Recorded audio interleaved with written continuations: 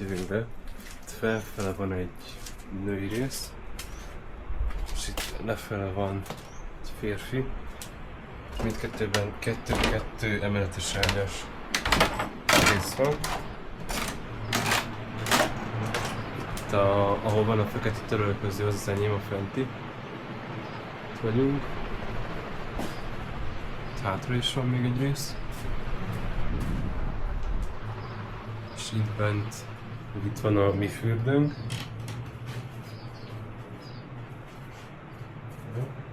Úgy egész jó, tágas. És hátra van még egy.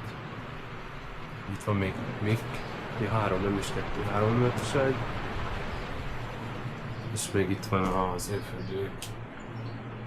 Ja, még van egy közösségi rész, és azt majd külön megmutatom, csak ott most elég sokan vannak.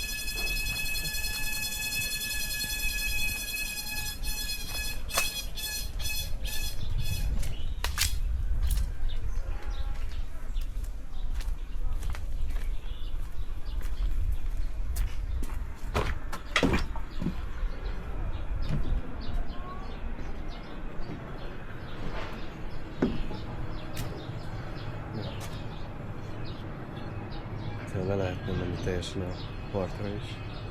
Itt egy másik ösvényen.